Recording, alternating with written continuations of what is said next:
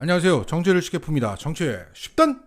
최근 검찰은 남욱 측이 조성한 8억 4,700만 원이 유동규와 김용 부원장에게 전달되었다며 이재명 대표 측근인 김용을 기소했습니다. 그런데 그 돈의 일부를 내 부인에게 줬다는 유동규의 실토가 확인되면서 이 8억이 온전히 김용한테 간 게 맞냐는 의문이 커지고 있다고 MBC가 단독 보도했습니다. 유동규가 김용에게 8억 원을 건넸다던 2021년 7월 중순, 유동규의 부인 박모 씨는 1억 4천만 원짜리 포르쉐 차량을 삽니다. 작년 10월 검찰에 불려나온 이 박모 씨는 이 포르쉐 차량 구입에 대해서 어머니 돈 3,500만 원과 적금 예금 지인에게 빌린 돈으로 샀다고 진술했습니다. 그런데 1년 뒤 유동규는 이것에 대해서 이렇게 진술합니다. 당시 전달받은 돈 중에 2천만 원 정도 한 번, 나머지 여러 번 나눠서 모두 4천만 원을 부인에게 현금으로 줬다. 그 돈일 텐데 부인이 문제가 될까봐 어머니 돈이라고 말한 것 같다. 라고 검찰에서 진술했던 겁니다. 자, 이 보도의 핵심은 부인이 포르쉐라는 사치품을 사는데 돈을 쓴 유동규가 다른 데는 쓰지 않았냐는 겁니다. 과연 김용에게 온전히 돈이 건네진 게 맞냐? 자, 지금까지 검찰은 남욱 측에서 유동규까지 전달된 돈이 8억 4,700만 원이다.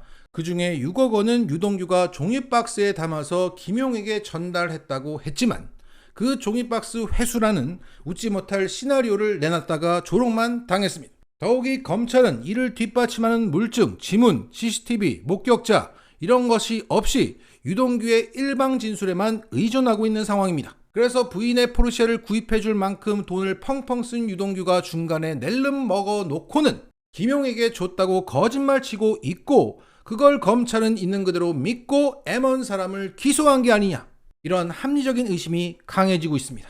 그리고 최근 이재명 대표 측근 정진상 실장을 기소한 검찰의 공소장에는 이재명 대표가 81차례 언급되었다. 그래서 그 공모 관계가 규명된 것처럼 언론들이 기사 제목을 뽑아대고 있습니다. 그런데 그 공소장을 직접 보니까 이렇다는 겁니다. 피고인 정진상은 어찌저찌해서 이재명을 알게 되었고, 정진상은 이재명이 운영하던 사무실의 사무장이었고, 이재명의 변호사 활동을 홍보하는 등 이재명과 친분을 유지하였다. 이재명이 출마하자 이재명 선거 캠프에 있었고, 이재명 성남시장이 되자 이재명 성남시장 밑에 있었고, 이재명이 대통령 후보가 되었을 때는 이재명의 선거 캠프에 참여했다. 이재명이 낙선했으나 이재명 당대표 비서실장이 되었다. 자, 검찰은 이 공소장에다가 어떻게 하면 이재명이라는 단어를 한 번 더 넣을까를 고민했던 것으로 보이고, 그 결과 언론들은 이재명이 81번이나 이 공소장에 적시되었다는 제목을 뽑을 수 있었던 겁니다. 정말 악의적이면서도 정말 구질구질하다.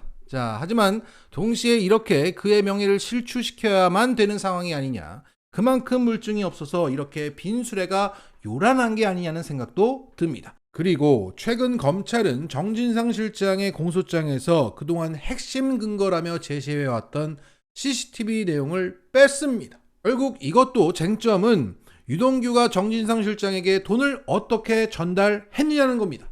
여기에 유동규는 정진상 실장의 아파트를 직접 찾아가서 돈을 줬다고 말했습니다. 당시 CCTV를 피하기 위해서 계단으로 올라갔다는 구체적인 진술을 했고, 검찰은 그것을 기반으로 압수수색영장과 구속영장을 발부받아서 민주당사를 치고 정 실장을 구속시켰습니다. 그런데 이번에 정 실장을 기소하면서 법원에 제출한 검찰의 공소장을 보니까 그 CCTV 진술 내용이 빠졌다는 겁니다. 그동안 민주당 쪽에서 지적한 모순을 검찰이 받아들인 겁니다. 받아들일 수밖에 없죠. 당시 정 실장이 거주하던 아파트의 정문에는 CCTV가 설치되어 있어서 엘리베이터로 가든지 계단으로 가든지 무조건 이 정문 CCTV를 거치게 되어 있습니다. 더군다나 그 정문 CCTV는 CCTV를 의식했던 유동규의 눈에 띌 수밖에 없는 위치에 설치되어 있었습니다. 그러니까 CCTV를 피해서 계단으로 올라갔다는 유동규의 구체적인 진술은 현장에 오지도 않은 사람이 한 거짓말의 증거인 것입니다. 그동안 언론들은 유동규의 CCTV 언급이 매우 구체적이라며 진술 신빙성을 키웠지만 앞으로 재판에서 언급조차 되지 않을 진술을 두고 그동안 난리를 피워댔던 겁니다. 자, 검찰은 충분히 검증되지도 않은 이 진술을 언론에 흘렸고 정진상을 매달아 놓고 여론 재판을 한 겁니다. 그래 놓고는 여기에 대한 입장을 물었더니 검찰 대변인은 다음과 같은 답변을 했습니다. 구속영장과 공소사실을 기재하는 내용은 다를 수밖에 없다. 공소사실이라고 하는 것은 표현을 정제해서 내용을 정리해 법원에 공소를 제기하는 것이다. 결과와는 관계없고 표현이 바뀌었다고 보면 될 것 같다. 와, 이 핵심적인 CCTV 진술이 레토릭에 불과하다. 이걸로 압수수색하고 구속하고 여론재판까지 해놓고는 유감 표명조차 없는 겁니다. 사람을 수사로 죽여놓고도 눈 하나 깜짝하지 않을 놈들입니다. 자, 지금 김한배 씨가 극단적인 선택을 시도하면서 폐를 찔러 피가 들어가서 그걸 뽑아냈을 만큼 위독한 상태라고 합니다.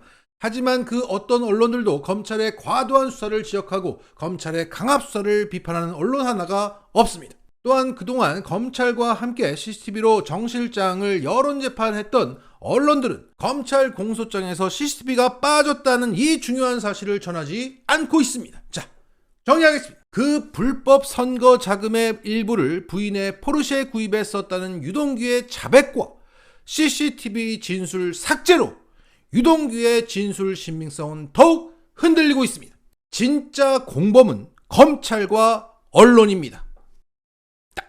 최근 대통령실은 윤석열의 신년 기자회견 일정이 정해진 것 없다는 입장을 밝혔습니다. 그러면서 한다는 말이 지난주 국정과제 점검회의를 통해서 윤 대통령이 신년 비전을 상당 부분 전달했다고 설명했습니다. 그래서 언론들은 신년 기자회견을 하지 않겠다는 뜻으로 받아들이고 있습니다.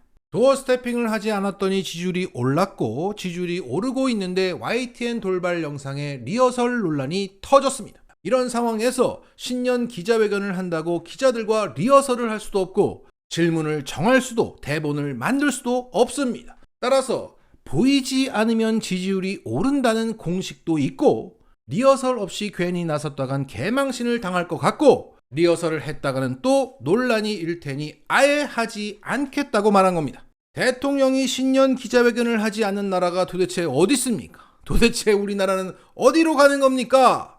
자, 이런 가운데 김진태발 돈맥 경화를 푸는데 정부가 200조를 들이고 있다는 소식이 전해지고 있습니다. 정부에서 50조, 한국은행이 45조, 주요 은행에서 95조를 공기업, 사기업의 채권을 일반 투자자 대신 정부가 사주는 것에 투입하고 있다는 겁니다. 그러니까 김진태 사태로 우리나라 채권을 일반 투자자가 믿지 못해서 아무리 높은 가격을 불러도 사주지 않으니 정부와 은행들이 대신 그 채권들을 매입해 줌으로써 자금 조달에 어려움을 겪고 있는 기업들의 숨통을 일시적으로나마 틔워주겠다는 겁니다. 하지만 이것은 밑빠진 독에 물을 붓고 있는 격입니다. 지방정부는 공기업의 채권을 반드시 책임진다는 신뢰가 김진태 강원도지사로 인해서 깨졌고 중앙정부는 김진태를 처벌하거나 사태 수습을 잘했으면 추가 확산을 막을 수 있었는데 그 금융감독원장도 대통령도 검사 출신이라 그런지 제 식구를 감싸고 대처하는 것을 보니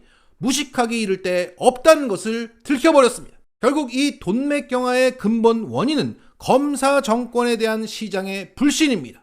외국 투자자들이 봤을 때는 갑자기 한국이 라오스가 됐네 라고 보면서 그 채권을 사지 않는 겁니다. 따라서 이 사태가 해결되려면 정권 교체만이 답인데 길게는 5년, 짧게는 3년이 걸릴 예정이기 때문에 그 사이 천문학적인 돈이 밑빠진 독에 부어지는 겁니다. 자, 정리하겠습니다. 윤석열이 원인인데 본인도 모르고 주변도 가만히 있고 언론들도 모른 채 하는데 누가 대한민국을 사겠습니까? 마치겠습니다.